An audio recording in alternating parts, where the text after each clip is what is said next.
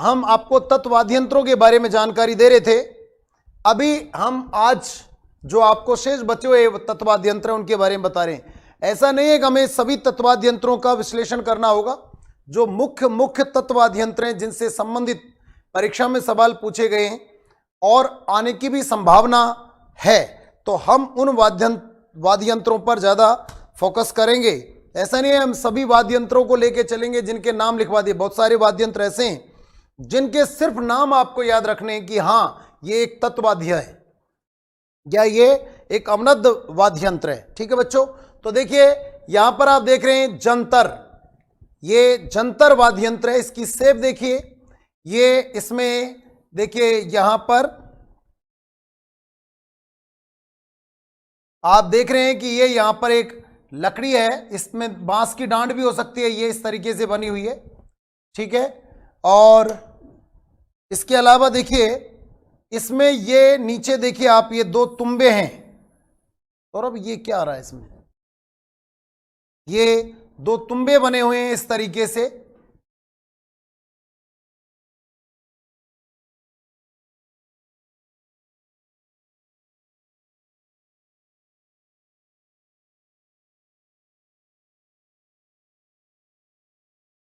तो यहां पर आप देख सकते हैं कि ये यहां पर दो तुम्बे आ रहे हैं, ये देखिए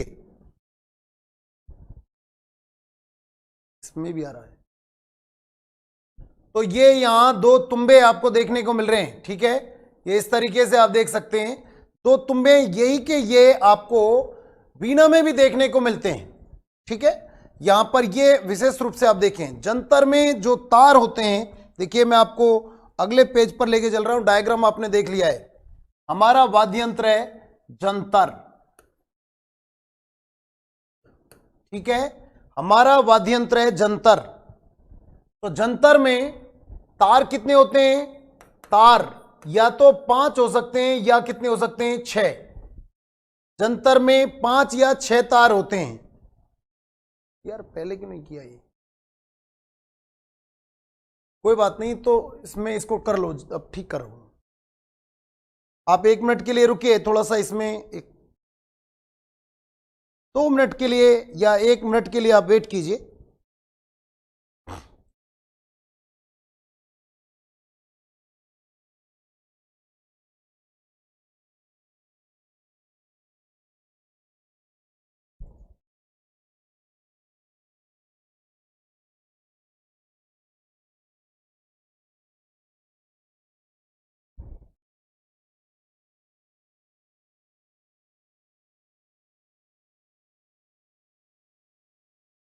हाँ जी, देखिए अभी कुछ व्यवधान आ गया था, इसलिए वापस देखिए।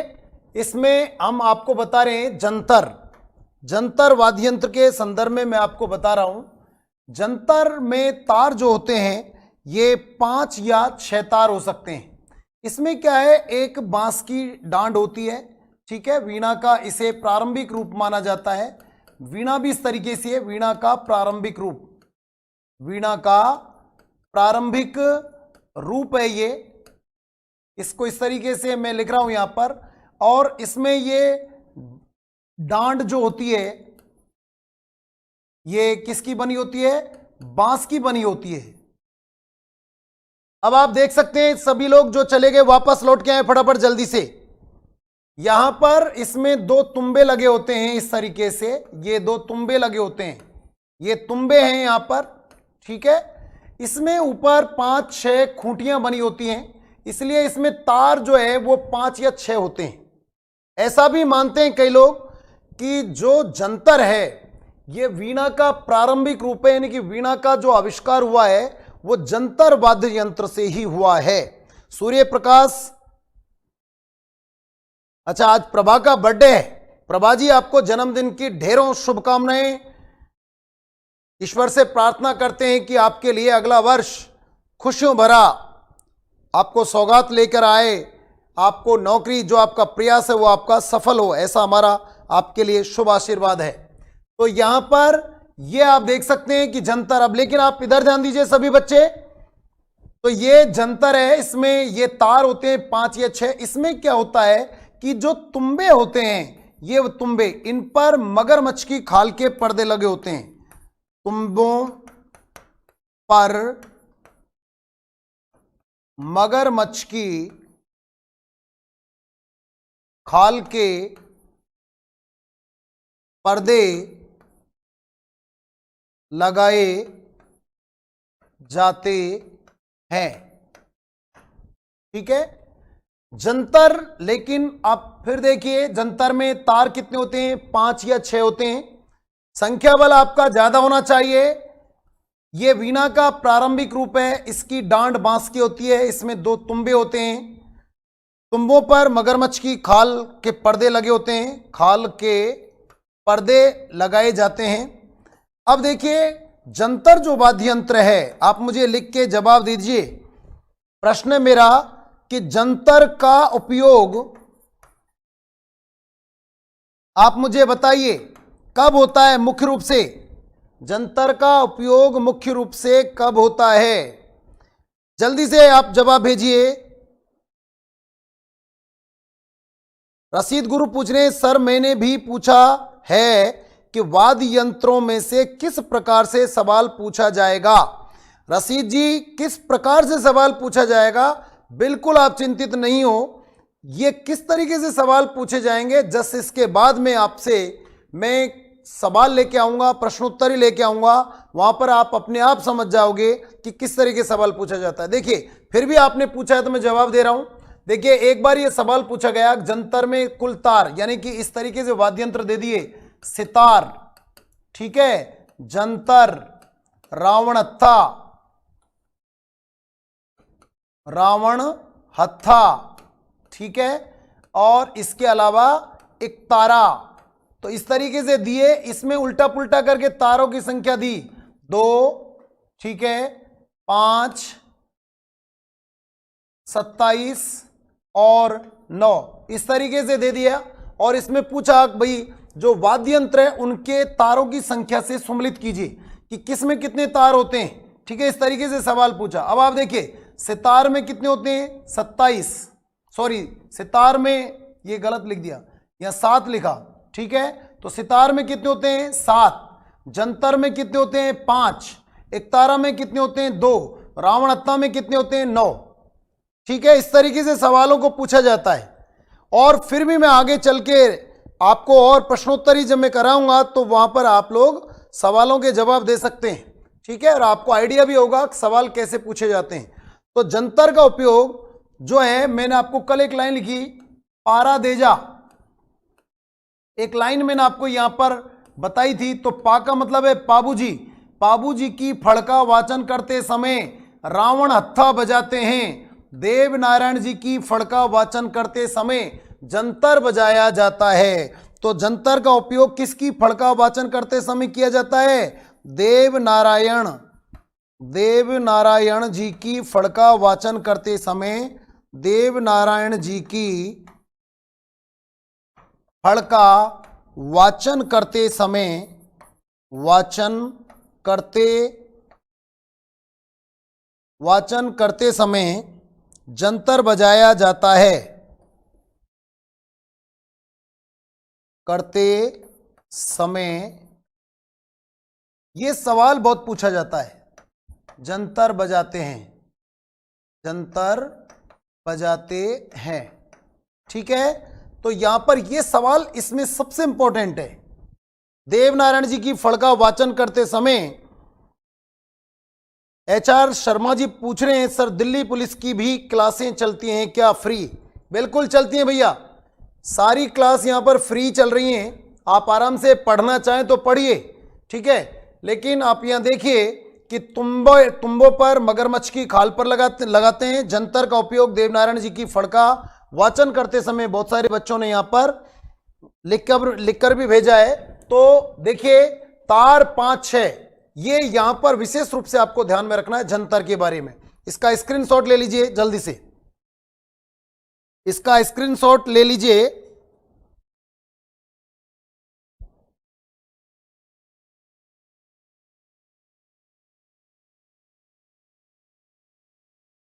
ठीक है, अभी मैं यहां पर आपको ये देखिए, अगला एक वाद्य यंत्र है जिसका नाम है सितार। ठीक है, जो हमारी ट्रिक में नहीं आता है, सितार। इसमें सबसे पहले तार कितने होते हैं? 7 होते हैं सितार में। ठीक है बच्चों, इस पर आरएस में सवाल पूछा गया। आरएस में सवाल पूछा गया, ये जो सितार है उसमें सवाल जो पूछा गया, सवाल ये था कि निम्न में से हिंदू और मुस्लिम वाद्य यंत्रों का सम्मिश्रित रूप किस वाद्य को या लोक वाद्य को माना जाता है? तो यहां पर क्वेश्चन ही लिख रहा हूं मैं, यह है क्वेश्चन, लिख लो या बिंदु ही लिख लेते हैं, यह है लोकवाद्य। आपको मैं स्क्रीनशॉट की वजह से आराम से नोट्स के रूप में लिख रहा हूं, ठीक है, इसलिए आप यहां पर स्क्रीनशॉट लेंगे तो आपको पूरा का पूरा उस टॉपिक का नोट्स मिल जाएगा। यह है लोकवाद्य हिंदू प्लस मुस्लिम लोकवाद्यों का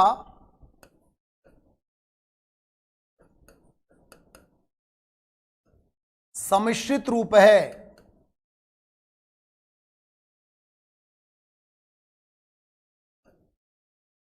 ठीक है, यह लोकवाद्य हिंदू और मुस्लिम लोकवाद्यों का सम्मिश्रित रूप है। अब वो हिंदू और मुस्लिम लोकवाद्य कौन से हैं जिनसे मिलकर के ये वाद्य यंत्र बनाए? तो इसलिए मैं यहां पर लिखता हूं सितार बराबर, इसमें बराबर का निशान लगा दें, ईरानी तंबूरा, ईरानी तंबूरा प्लस ईरानी तंबूरा प्लस यहां पर दूसरा जो है वो वीणा। अब आप जानते हो कि ईरानी तंबूरा एक मुस्लिम वाद्य यंत्र है, ठीक है, मुस्लिम वाद्य है, और वीणा जो है एक हिंदू वाद्य यंत्र है या हिंदू वाद्य है। इसलिए ईरानी तंबूरा और वीणा दोनों जब मिलते हैं तो इनके संयोजन से या इनके सम्मिश्रण से सितार का निर्माण होता है। आरएस प्री में भी यह सवाल पूछा गया है, आरएस मेंस में भी पूछा गया है। तो रशीद गुरुजी, आपका सवाल यह था कि लोक वाद्यों में से सवाल कैसे पूछा जाता है, तो वो मैं आपको बता रहा हूं यहां पर। ठीक है, अगर आप संतुष्ट हैं तो मुझे चैट बॉक्स में अपना जवाब लिख के भेजें। ठीक है, इसका आप स्क्रीनशॉट ले लीजिए।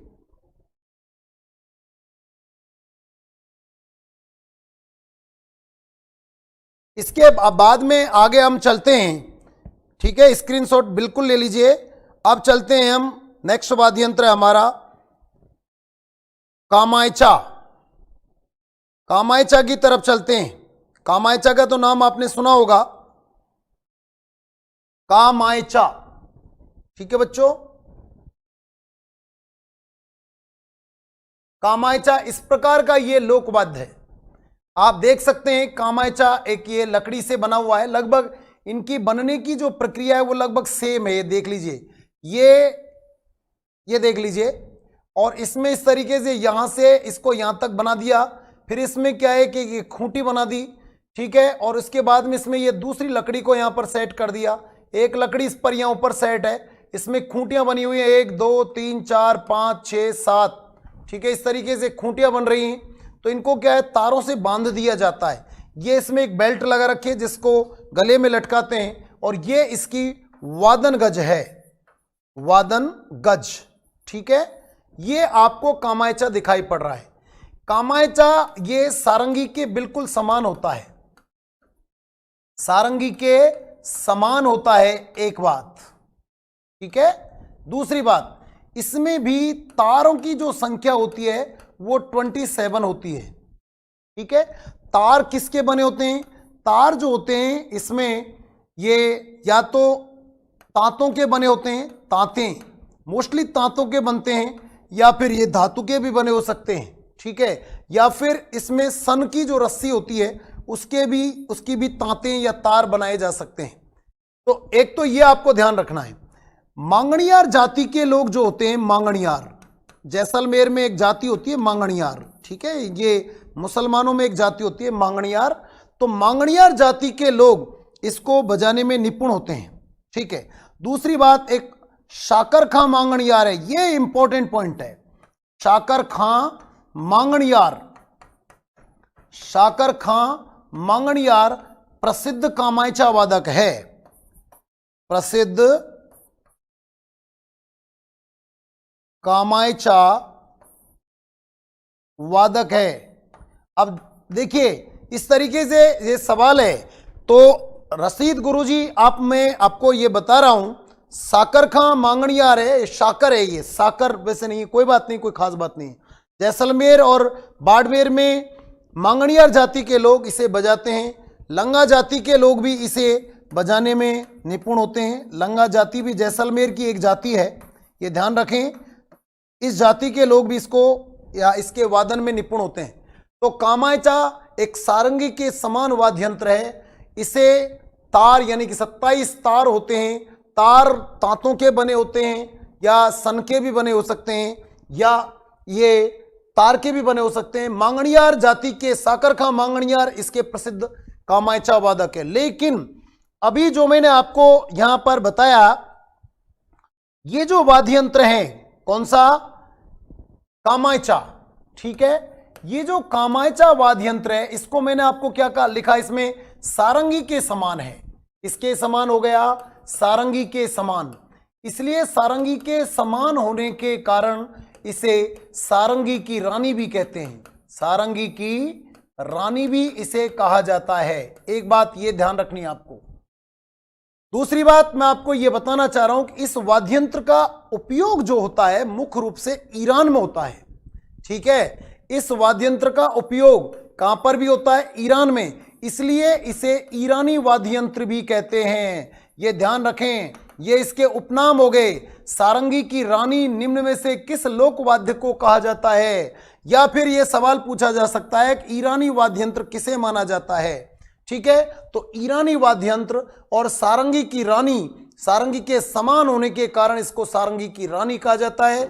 ईरान में इसका प्रयोग सबसे ज्यादा हुआ है इस लोकवाद्य का, इसलिए इसको ईरानी वाद्य यंत्र भी कहते हैं। देखिए पढ़ने को तो आप पुस्तकों में बिल्कुल पढ़ सकते हैं ये कि ये लाइन है, लेकिन आपको फिर मैं आपको बोल रहा हूं इस तरीके से यदि मैं डायग्राम से आपको इनको समझा रहा हूं तो मैं 100% आपको ये बोल सकता हूं कि ये लॉन्ग पीरियड तक आपके दिमाग में बने रहेंगे।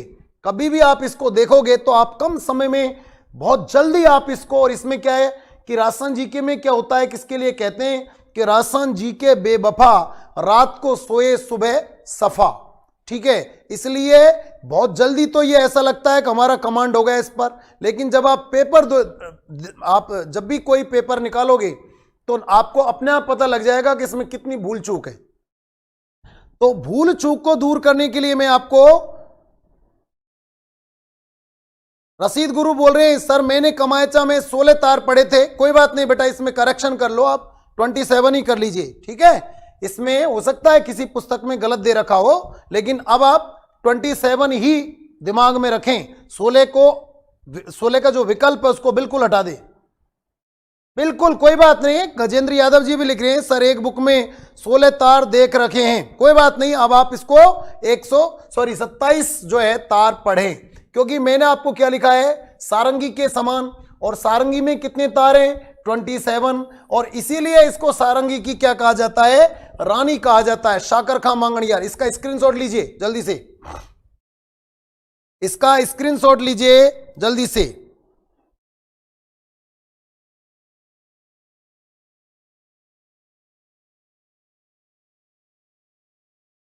अगला लोकवाद्य है हमारा जो भी आएगा, देखिए चौतारा, जैसा कि इसका नाम है चौतारा।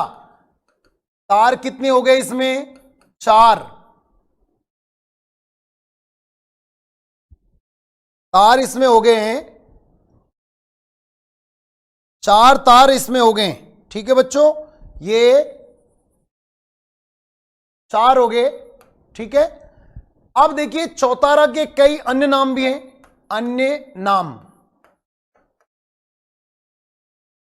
इसको वेणो भी कहते हैं, इसे निशान भी कहते हैं, कई जगह पर इसको निशान भी कहा जाता है, इसे तंबूरा भी कहा जाता है और इसे तंदूरा भी कहा जाता है। ये नाम जरूर याद रख लीजिए इसमें, ये वाद्य यंत्र नामों के दृष्टिकोण से ही महत्वपूर्ण है। इसमें जब भी सवाल पूछा जाएगा तारों की संख्या नहीं पूछेगा, क्योंकि चौतारा यानी कि इसके नाम में ही आपको क्लियर हो रहा है कि इसमें तार कितने हो गए, 4। ठीक है बच्चों, इसमें आपको ये बता रहा हूं कि इसमें इसको गांव में वेणो भी कहते हैं, निशान भी कहते हैं, तंबूरा भी कहते हैं और तंदूरा भी कहते हैं, ये इसके नाम हैं। तो इसमें सवाल जो बनेगा वो किस तरीके से बनेगा, इसमें सवाल बनेगा यानी कि क्वेश्चन आपके आएगा कि निम्न में से चौतारा को कौन से या चौतारा को कौन से अन्य नामों से भी जाना जाता है, या लिख दिया उसने कि चौतारा निम्न में से किस नाम से नहीं जाना जाता है। यह सवाल आपसे इस तरीके से भी पूछा जा सकता है। तो आप देख लीजिए, चौतारा में आपको 4 तार मिल रहे हैं, नाम वेणो है, निशान है, तंबूरा है और तंदूरा है। ठीक है, इसमें आपको ये बता रहा हूं कि रामदेव बाबा के बारे में आपने सुना होगा। कामड़ जाति के लोग बाबा रामदेव की पूजा करते हैं, कामड़ जाति के लोग बाबा रामदेव की पूजा करते हैं, और इसलिए कामड़ जाति के लोग जब भी बाबा रामदेव के भजन गाते हैं, गीत गाते हैं, तो चौतारा या वेणु का या निशान का या तंबूरा का या तंदूरा का इस्तेमाल करते हैं। बहुत अच्छा प्रश्न है कि रामदेव के भक्त यानी कि कामड़ जाति के लोग रामदेव जी के भजन गाते समय किस लोकवाद्य को काम में लेते हैं। ठीक है, अशोक ने लिख दिया ऐसे कामड़ जाति के लोग रामदेव जी के भजनों के साथ बजाते हैं। बिल्कुल ठीक लिखा है, रामदेव के जो भक्त हैं, रामदेव के भक्त यानी कि कामड़ जाति के लोग भजन गाते समय इसी लोकवाद्य को बजाते हैं, इसी लोकवाद्य को बजाते हैं। ठीक है बच्चों, इसका आप स्क्रीनशॉट ले लीजिए जल्दी से। ठीक है, और भी मैं आपको ये बताना चाहूंगा कि ये इसमें आपके देखिए, आप इसमें यहां पर कोई वादन गज नहीं देख रहे हैं, यहां पर वादन गज का प्रयोग नहीं होता है, ये ध्यान रखें, वादन गज का प्रयोग नहीं होता है। इसको मिजराब पहनकर, उंगलियों में मिजराब पहनकर बजाया जाता है, मिजराब पहन कर बजाया जाता है, यानी कि ताकि उंगलियों में तारों से कोई जख्म नहीं हो, तो उंगलियों में क्या करते हैं, मिजराब पहन लेते हैं, इसे उंगली में मिजराब पहनकर बजाते हैं। ये लाटू खान ने लिखा है, शानदार। राजू सजवार जी लिख रहे हैं, शानदार जबरदस्त शिक्षण तिवाड़ी सर, बहुत बहुत धन्यवाद। ठीक है, तो ये मिजराब पहनकर बजाया जाता है। तो ये लोकवाद्य आप देख रहे हैं, आपको बड़ा बेनिफिट मिल सकता है। चौतारा रामदेव के भक्त कामड़ जाति के लोग भजन गाते समय से बजाते हैं, लोकवाद्य को बजाते हैं। वादन गज का बिल्कुल प्रयोग नहीं होता है, मिजराब पहनकर इसे बजाया जाता है। तार इसमें 4 होते हैं और इसे वेणु, निशान, तंबूरा और तंदूरा भी कहा जाता है। इसका स्क्रीनशॉट ले लीजिए। आगे चलते हैं हम, नेक्स्ट अगला लोकवाद्य।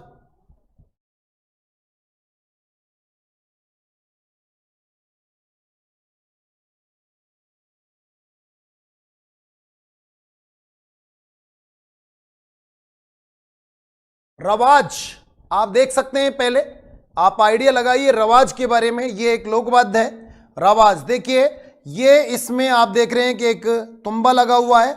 ठीक है, ये तुम्बा जो है नारियल का ही बना हुआ है, लेकिन इसमें क्या है, मुख्य रूप से प्रयोग में नहीं किया जाता, स्पेशल नहीं है कोई कि यहाँ आप नारियल का ही प्रयोग करेंगे।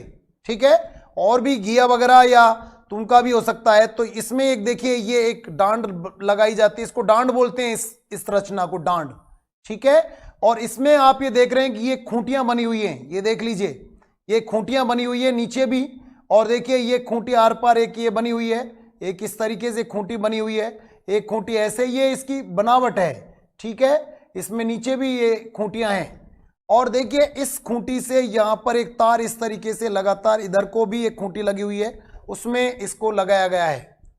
ठीक है, जो रवाज है इसमें एक तार नहीं होता है, लेकिन रवाज में एक तार नहीं होता है, इसमें 12 तार होते हैं। इनके तारों की संख्या कितनी होती है, 12। और इसकी जो बनावट और बजाने की जो प्रक्रिया है वो सारंगी के समान हैं।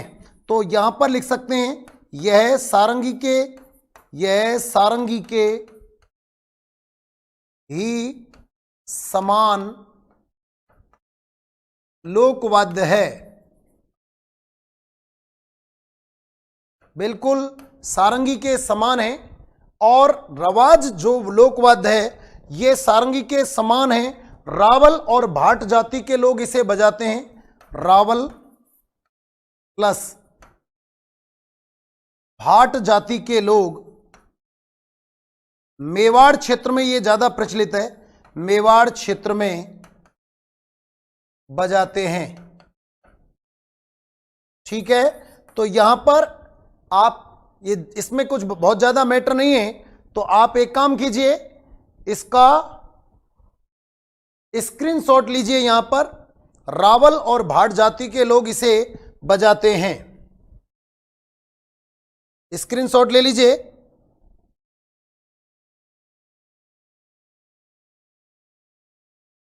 ठीक है, और आप वैसे देख सकते हैं कि यहां पर कोई वादन गज नहीं है, वादन गज, इसमें भी कोई वादन गज नहीं होती है, वादन गज का प्रयोग नहीं होता है। नाखूनों से इसे बजाया जाता है, नाखूनों से बजाते हैं। ठीक है बच्चों, तो यहां पर ये रवाज की पोजीशन हो गई। रवाज एक लोकवाद्य है जिसको हम मेवाड़ क्षेत्र में काम में लेते हैं। ठीक है, आगे चलते हैं। अगर स्क्रीनशॉट ले लिया है तो नेक्स्ट अगला लोकवाद्य आएगा आपका भपंग। देखिए भपंग के समान ही एक लोकवाद्य और है जिसका नाम है अपंग। ध्यान रखें, अपंग और भपंग दो लोकवाद्य है, ये बिल्कुल आप ध्यान रखें। अब आप भपंग में देख सकते हैं कि ये तो हमारे अलवर का ही है, तार इसमें एक होता है। ठीक है, और अलवर में जोगी जाति के लोग इसे बजाते हैं, जोगी जाति के लोग, ये पेपर में आ चुका है क्वेश्चन, जोगी जाति के लोग बजाते हैं। भपंग का जादूगर कौन है? आप अपने चैट बॉक्स में लिखिए, भपंग का जादूगर किसे माना जाता है? भपंग का जादूगर किसे कहते हैं? चैट बॉक्स में लिखिए, जवाब आ गया अलवर के जहूर खां मेवाती। अलवर के जहूर खां मेवाती को भपंग का जादूगर माना जाता है। जहूर खां मेवाती, इनके साथ में एक और इनका पुत्र था उमर फारूक। उमर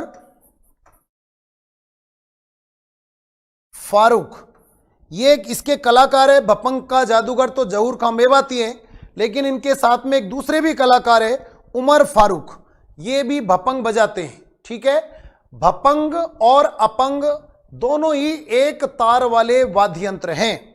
ठीक है, अब इसका आप स्क्रीनशॉट लीजिए, स्क्रीनशॉट लीजिए।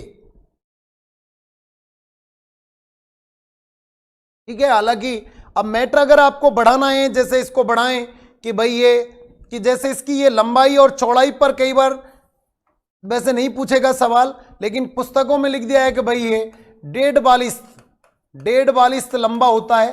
1.5 बालिस्त का मतलब होता है 1.5 बिलांद लंबा जो होता है, 1 और 4 उंगल हो जाएगा, 1.5 बालिस्त हो जाएगा। 1.5 बालिस्त लंबा होता है ये, और 10 अंगुल चौड़ा होता है, 10 अंगुल चौड़ा होता है। लेकिन ये परीक्षाओं में इसका कोई मतलब नहीं होता है। 1.5 बालिस्त लंबा और 10 अंगुल चौड़ा ये एक लोकवाद्य है। इसको क्या करते हैं, ये एक तरफ से तो एक खाली होता है इधर से, और इधर आप देख सकते हैं ये चमड़ा मड़ा हुआ है इसके ऊपर यहाँ पर, और इसके अंदर से एक ये जो वायर आप देख रहे हैं यहाँ पर एक तार है, ये वाला, ये तार इसमें चमड़े में यहाँ से अटका दिया जाता है, इसको लंबा बांध दिया जाता है, फिर इस खूंटी से बांध लिया जाता है। अब जब इसको बजाते हैं तो क्या करते हैं, इसको अपने बगल में लगा लिया जाता है और इस तार को बिल्कुल खींच लिया जाता है, और फिर इसको इस तरीके से जहूर खां मेवाती, हमारे इंस्टीट्यूट में ये जहूर खां मेवाती जी के जो पोते हैं वो यहाँ इंस्टीट्यूट में पढ़े। एक बार मुझको भी भपंग का वादन करवाया उस बच्चे ने कि सर आप देखिए, 2-3 भपंग लेके आया, और फिर हमने भी इसको बजा के देखा, इस इक्विपमेंट को, बड़ा सुंदर है, बहुत अच्छा इसका वादन है। तो यहाँ हमारे अलवर के, ये हमारे लिए गर्व की बात है कि हमारे, और वो भी हमारे इंस्टीट्यूट में भी बजा के गए इस वाद्य यंत्र को। ठीक है, तो भपंग या अपंग, ये ध्यान रखें, ये दोनों ही लोकवाद्य हैं और तत्व वाद्य यंत्रों की श्रेणी में आते हैं। तो ये यहां पर है। एक और आपने जो लोकवाद्य हैं, कुछ और लोकवाद्य हैं जिनके बारे में मैं आपको बताऊंगा, जैसे चिकारा। अब ये चिकारा पहले चित्र मैंने आपको बता दिया है, इनका डिटेल आपको जरूरत नहीं है। वैसे तार इसमें 3 होते हैं वैसे चिकारा में, और इसमें कैर की लकड़ी का बना होता है, कैर की लकड़ी का बनता है चिकारा। ठीक है, मांगनी वाली जाति के लोग इसे बजाते हैं। चिकारा भी है, एक दुकाका भी होता है, दुकाका। दुकाका का नाम बिल्कुल आपने सुना होगा। ठीक है, देखिए दुकाका क्या है, भील जाति के लोग बजाते हैं इसको, भील जाति के लोग बजाते हैं इसको। यानी कि कहां पर बजाया जाता है, मेवाड़ क्षेत्र में। और इसमें जो तार होते हैं दुकाका में वो भी एक होता है। यानी कि दुकाका, अपंग और भपंग, ये 3 ऐसे लोकवाद्य हैं जिनमें तारों की संख्या कितनी होती है, 1 होती है। दुकाका में भी तार 1 होते हैं, अपंग में भी तार 1 होते हैं, और भपंग में भी तारों की संख्या 1 होती है। बिल्कुल ठीक है, ओके। तो यहां पर तारों की संख्या यहां पर कितनी हो गई, 1 हो गई। भील जाति के लोग मेवाड़ क्षेत्र में इसे बजाते हैं, और इसके अलावा कब बजाते हैं, दीपावली के अवसर पर। दीपावली के अवसर पर, दीपावली के अवसर पर बजाया जाता है। यह लोकवाद्य घुटनों में दबाकर बजाया जाता है, दबाकर बजाया जाता है। ठीक है, इसका स्क्रीनशॉट ले लीजिए। चिकारा हो गया, दुकाका हो गया, तो स्क्रीनशॉट लीजिए जल्दी से।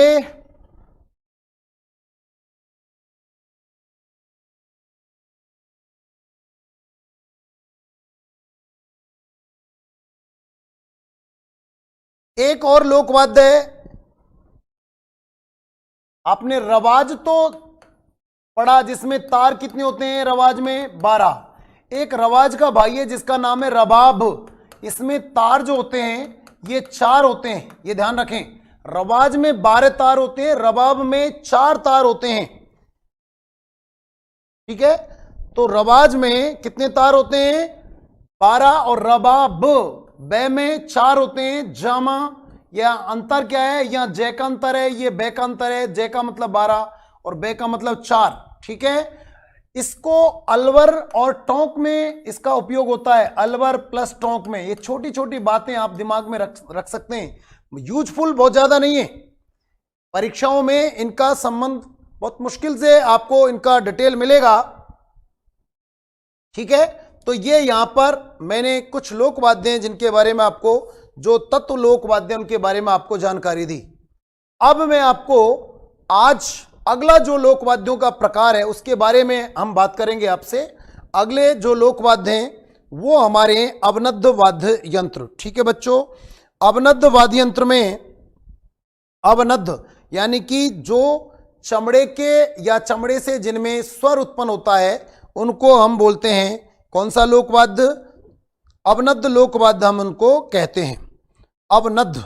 ठीक है बच्चों, तो अवनद्ध में मैं यहां पर कुछ लाइनें आपको लिखूंगा इनके अवनद्ध लोकवाद्यों में। ठीक है, तो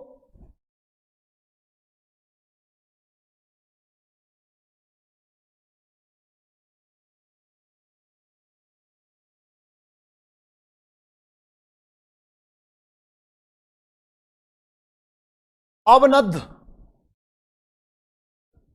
अवनद्ध आप इतना ही लिखें, चमड़े से स्वर उत्पन्न करने वाले, स्वर उत्पन्न करने वाले। ठीक है, कौन से लोकवाद्य हो सकते हैं, तो यहां पर मैं आपको ये बात बताऊंगा। ठीक है, चमड़े से स्वर उत्पन्न करने वाले लोकवाद्य कौन कौन से हो सकते हैं ये मैं आपको यहां पर बताने वाला हूं। तो यहां पर मैं 2 लाइन आपको बोल रहा हूं, जैसा कि मैंने कल पिछली क्लास में आपको बताया। अवनद्ध में चमड़े से स्वर उत्पन्न करने वाले, तो मैं यहां 2 लाइन आपको लिख रहा हूं, और 2 लाइन कौन सी होंगी? नंबर 1 डफ, डमरू, मांदल, मृदंग, नौबत, खंजरी, तामक, चंग। डफ, डमरू, मादल, मृदंग, नौबत, खंजरी, टामक, चंग, लोग गाते इनके संग, लोग गाते इनके संग, क्योंकि, क्यों गाते हैं? क्योंकि ये चमड़े से तंग। ठीक है, तो एक लाइन तो ये हो गई। डफ, डमरू, मादल, मृदंग लिख भी दिया है बहुत सारे बच्चों ने। डफ, डमरू, मादल, मृदंग, नौबत, खंजरी, टामक, चंग, लोग गाते इनके संग, क्योंकि ये चमड़े से तंग। ठीक है, तो यहां पर देखिए डफ, डमरू, मांदल, मृदंग, नौबत, खंजरी, टामक और चंग, ये ऐसे लोकवाद्य हैं। देखिए यहां पर मैं अलग इंक से इनको हाईलाइट कर रहा हूं कि देखिए एक तो डफ, डमरू, मादल, मृदंग, नौबत, खंजरी, टामक, चंग, तो ये ऐसे लोकवाद्य हैं जिनको मैंने यहां पर अंडरलाइन किया हुआ है, जो अवनद्य कैटेगरी में आते हैं। ठीक है, नंबर 2 ढोल, ढाक, धौंसा। ढोल का नाम आपने सुना होगा। ढोल एक होता है ढाक, ढोल ढाक एक होता है धौंसा। ढोल ढाक धौंसा, दफड़ी में 2 समोसा। ढोल ढाक धौंसा, दफड़ी में 2 समोसा। ठीक है, अब इनमें कौन से लोकवाद्य हैं? ये सब अवनद्य लोकवाद्य हैं। कौन कौन से होंगे? तो देखिए यहां पर फिर मैं आपको बता रहा हूं, एक तो ढोल हो गया, ढोल चमड़े से बनता है। ढाक हो गया, धौंसा हो गया और दफड़ी हो गई। समोसा नहीं है, समोसा तो तुकबंदी में लिखा है। ढोल ढाक धौंसा, दफड़ी में 2 समोसा। मोस्टली बच्चे लिख रहे हैं फटाफट। बहुत सुंदर आपका रेस्पॉन्स आ रहा है, बहुत अच्छा आपका प्रयास है। बड़ा अच्छा लगता है जब बच्चे पूर्व में अगर पढ़े और उसको आप यहां पर रिपीट करके मुझे दे रहे हैं, तो ये बड़ा अच्छा एक शुभ संकेत आपके लिए भी मेरे लिए भी। नंबर 3 ताशा। ताशा का नाम तो आपने सुना होगा। ताशा माटे, ताशा माटे कुंडी और घेरा माठे, या माठ होता है घेरा माठ सुंडी, इस तरीके से भी लिख सकते हो आप। ताशा माठे माटे कुंडी और घेरा माठ सुंडी। तो यहां पर आप देखिए कौन कौन से लोकवाद्य हैं, ये तमाम लोकवाद्य हैं। ताशा भी देखिए अवनद्य कैटेगरी में आता है, माठ भी आता है, कुंडी भी आता है, घेरा भी आता है, माठ भी आता है और सुंडी भी आता है। ये तमाम लोकवाद्य ऐसे हैं जो अवनद्य कैटेगरी में आते हैं। ठीक है, तो आप देखिए ढप, डमरू, मादल, मृदंग, नौबत, खंजरी, टामक, चंग, लोग गाते इनके संग, क्योंकि ये चमड़े से तंग। ढोल ढाक धौंसा, दफड़ी में 2 समोसा। ताशा माठे कुंडी और घेरा माठ सुंडी। तो ये इतने सारे लोकवाद्य हैं जो अवनद्य कैटेगरी के हैं। और आपको ये भी बता दूं मैं, सवाल ज्यादातर एग्जाम्पल से ही लिया जाता है। तत्ववाद्य यंत्र अगर आपको याद हैं तो आपका ये लोकवाद्यों का जो टॉपिक है, ये आप ये समझिए कि लगभग 90% आपका सवाल सही होगा, क्योंकि आपको मैं प्रश्नोत्तर ही लेके आऊंगा। जैसे इसके बाद में आप देख सकते हैं कि वहां पर जो सवाल पूछे गए हैं वो ज्यादातर तत्व लोकवाद्यों में से पूछे जाते हैं। इसलिए तत्व लोकवाद्य को तो बहुत अच्छे से तैयार कर ही लीजिए आप लोग। ठीक है, ओके, यस। अब हम चलते हैं नेक्स्ट अगले टॉपिक की तरफ।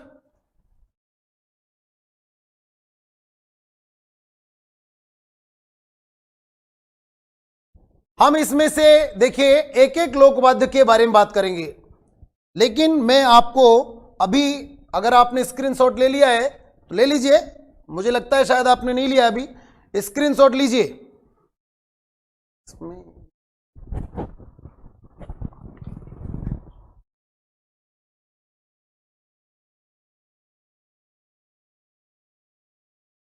मदंग, इसमें सबसे एक मैं 2 क्वेश्चन आपको यहां देने वाला हूं। ओके, 2 क्वेश्चन कौन से होंगे? पहला क्वेश्चन, इनका जवाब आप लिख के भेजना। सबसे बड़ा लोकवाद्य कौन सा है? सबसे बड़ा लोकवाद्य कौन सा है? और दूसरा क्वेश्चन है, सबसे छोटा, अभी नहीं लिखें, अपने कमेंट बॉक्स में आप लिख के भेजें, सबसे छोटा लोकवाद्य, सबसे छोटा लोकवाद्य कौन सा है? एक, ये दो क्वेश्चन। तीसरा क्वेश्चन, सबसे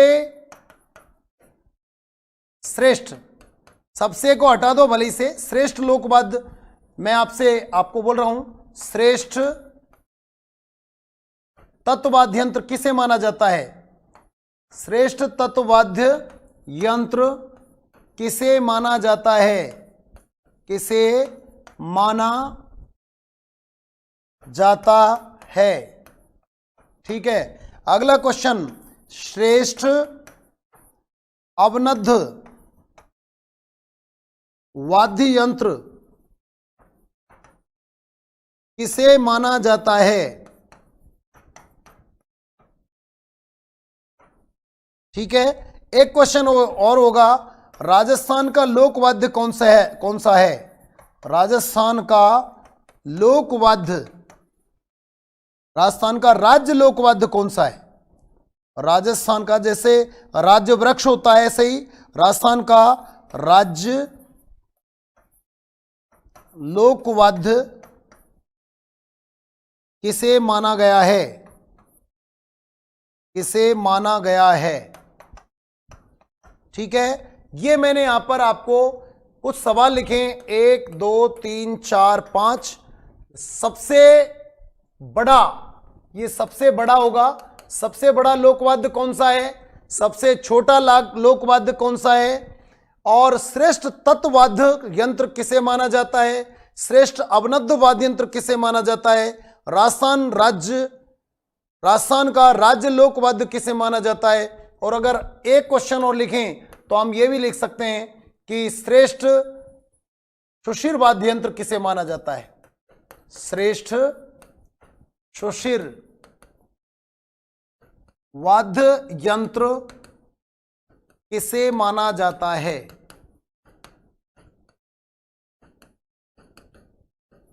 ठीक है। राजस्थान में श्रेष्ठ सुशिर वाद्य यंत्र किसे माना जाता है? जिसको फूंक से बजाया जाता है।